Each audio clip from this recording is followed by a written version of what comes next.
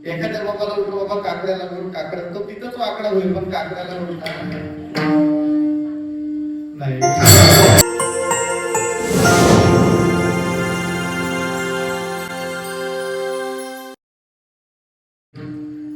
लोक विचार करतात, पण कशी लोक विचार करतात माहितीये का? एखाद्याने जर का नवीन मोठी गाडी घेतली, नवीन फोर व्हीलर गाडी घेतली, शेजारची माणसं काय बोलतात माहितीये का? तोंडावर चांगलं बोलतात, पण मनातून काय बोलतात?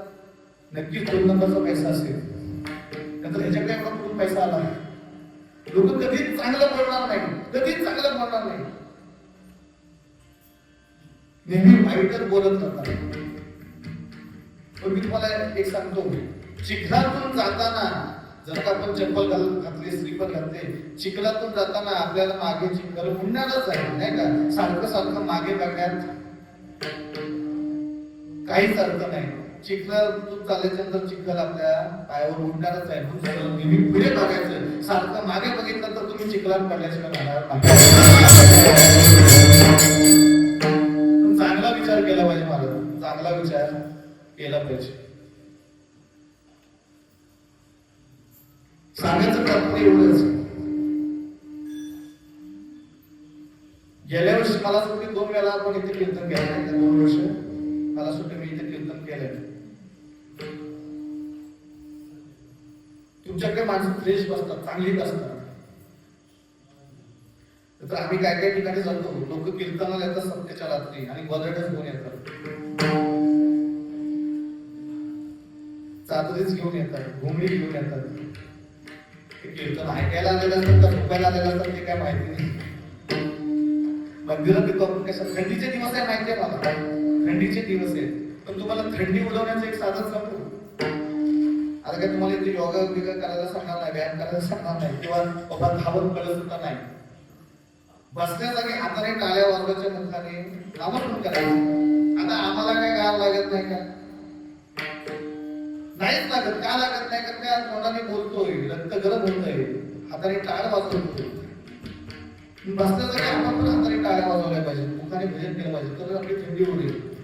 तर ते काही नाही केलं तर तुमच्या मानेच्या गाठीवर अवदसा बसेल. अवदसा म्हणजे कोण? झोप. तुम्ही झोपी जा. तरी कीर्तनाला जी माणसं बसतात ती जास्तीत जास्त वयस्कर माणसं बसतात. तरुण मुलं आपल्याकडे एक क्वचित बसतात. माझ्या कीर्तनाला बहुतेक नेहमी दिंडीमध्ये जास्तीत जास्त तरुण मुलंच असतात. कारण पहिलं भाग्यवंत नटे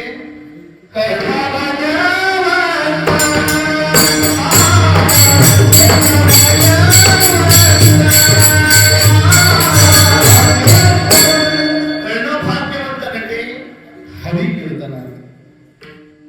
आता बघा ना, तो मुलगा एवढा लहान वय आहे मला त्याचं मला असं वाटतं त्याचा हात पण पोचत नसतो, तर तो वाजवतोय. एकदा जोरदार टाळ्या वाजवा त्यासाठी. बाबांनी सांगितलं की तू क्लासिकल शिकला नाही तरी सुद्धा सुंदर वाजवतो. अशी मुलं घडली पाहिजे तो. कारण का जेव्हा अशी मुलं, मला सांगा, अशी लहान लहान मुलं जेव्हा वाजवत असतात, मागे नाचत असतात, तेव्हा आपल्या बसलेल्यांना वाटतं ना की आपल्या ही मुलांनी नाचावं, नाही का? मग तुमची पण मुलं नाचतात का? झोपलेत? आत्ताच्या तरुण पिढीला नाही, सत्य ऐकून कडू आहे महाराज. आत्ताच्या तरुण पिढीला भजन कीर्तन अजिबात आवडत नाही. जास्तीत जास्त काही क्वचित तरुण पिढीला फक्त आवडत. आताच्या तरुण पिढीला कीर्तनात बसायला सुद्धा आवडत. एवढंच नव्हे, तुमचा गाव असो, कुठलाही गाव असो, आताच्या तरुण पिढीला सत्याला सुट्टी भेटत. एखाद्याचा लग्न असू द्या, उठणं असू द्या, रात्रीचा येईल आणि रात्री जाईल, नाही का? पण सत्याला त्यांना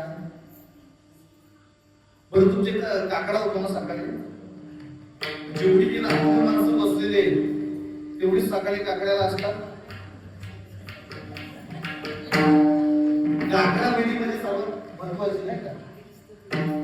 काकडा काकड्याचा आशीर्वाद भेटला, काकडाची ज्योत किंवा काकडा आपल्या नशिबात असलेला भरपूर पुण्य लागतं. काकडा सगळ्यांनाच मिळत नाही, ज्यांना मिळतं ते भाग्यवान असतात. एखाद्या बाबाला उठलो, बाबा काकड्याला बोल, काकडा तो तिथंच वाकडा होईल, पण काकड्याला बोलणार नाही.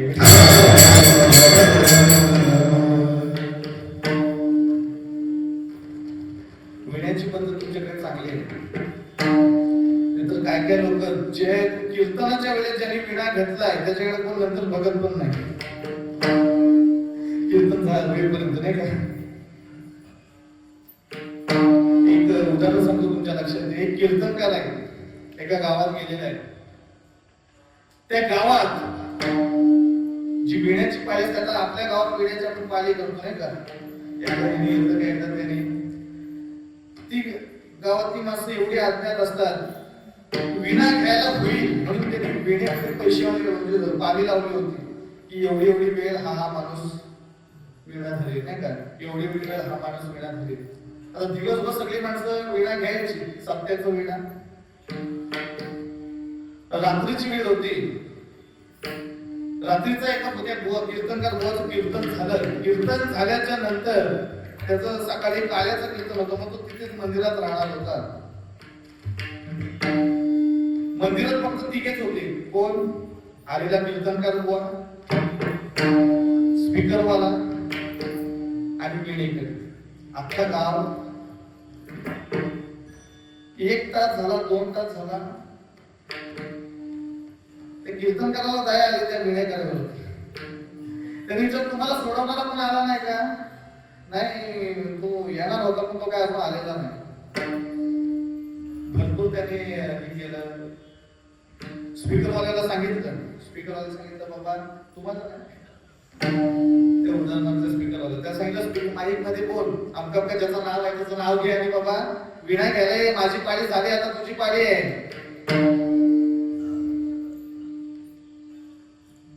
बघा तुमचा विणा, तो काही त्या गावातला नसतो मनुष्य, बाहेरच्या माणसं गावात म्हणजे पैसे देऊन पण विण्याची पाळी लावतात, पैसे देऊन. त्यांनी सांगितलं स्पीकरवाल्याला, माईक मध्ये सांगायला सांगितलं, बाबू काय त्याचं नाव घे आणि त्याला सांग की बाबा विण्याची पाळी घ्यायला आहे, नाहीतर हा माणूस इथं विणा घेऊन जाईल. अर्धा तास झाला, 1 तास झाला, त्याला काय सोडवायला पण आला नाही. त्या कीर्तनकाराला दया आली. थोडं वेळ घेऊ का मी? तो म्हटलं तुम्हाला आराम करायचं म्हणजे सकाळी काळ्याला उठायचं नाही, पण थोडं तुम्हाला जर पण सोडवायलाच नाही आला तर थोडा वेळ मी घेतो, नंतर मग तुम्ही घ्या. तुम्हाला ठीक आहे, मला पण जरा बाहेर जायला होता, थोडं वेळ तुम्ही विणा घ्या. तो माणूस हुशार निघाला.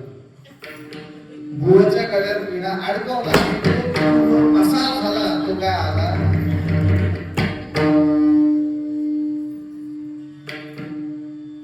आता बघतोय स्पीकरवाल्याला बोलवते, स्पीकरवाला पण झोपला, तो पण काही उठायला मागे नाही का. स्पीकरवाला त्या गावातला होता. स्पीकरवाला का झोपला गेला त्याला माहिती आहे, जर का बुवाने बघितलं तर मला विणा घ्यायला लागेल. मग बुवा विणा घेऊनच बाहेर आला आणि स्पीकरचा वायर जोडली आणि त्यानेच माईक धरली. आणि कुणीतरी आलं, मी बुवा बोलतो, बुवा तुमच्या सप्त्याचा विणा मी घेतलाय, तुमचा उद्या सकाळचा काळा सुद्धा मीच करणार आहे, कुणीतरी सोडवायला अशी त्या कीर्तन करावं पाळी येते. सांगायचं तात्पर्य एवढंच की लोकांना विणा घ्यायला पण कंटाळा येतो. विणा घालायला याला पण भरपूर पुण्य लागतात. मला पूर्व पुण्याची पुण्य लागते.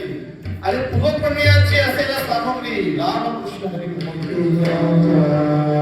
आपल्या मुखातून साधन नाम घेण्यासाठी सुद्धा पूर्वजनांची पुण्य लागते.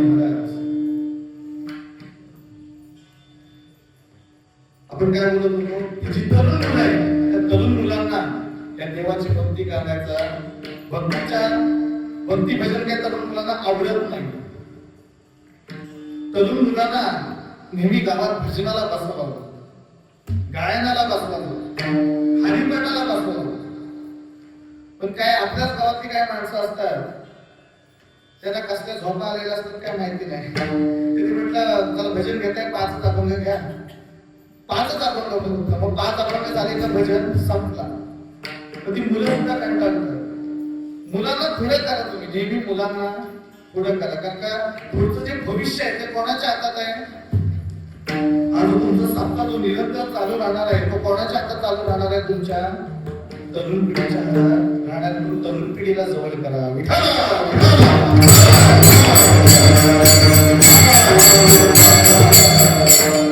काय काय गावात आम्ही स्वतःच्या डोळ्याने बघतोय, काय काय गावात सत्य बंद होताना आम्ही बघितलेले. एकदा सत्य बंद झाले, नामस्मरण कीर्तन बंद झाले, तर आपली जी हिंदू संस्कृती आहे ती संपायला सुद्धा वेळ लागणार नाही. देवाचं नाम सुद्धा घेताना किंवा तो विडा घेताना किंवा जे काही कीर्तनाला बसताना तुम्ही ते कीर्तनाला बसताय, जीवावरती नाही ना बसतात, आनंदाने बसताय ना की बाबा हा गेला म्हणून मला पण बसायलाच पाहिजे, सप्ताह आहे, गावचा आहे, गेलंच पाहिजे असं नाही ना. आवडीने बसले पाहिजे. कारण का त्या देवाचं गुण ऐकताना आणि गाताना कसं गायलं पाहिजे? अभंगाच्या दुसऱ्या चरणात त्याचं सांगितलं होतं.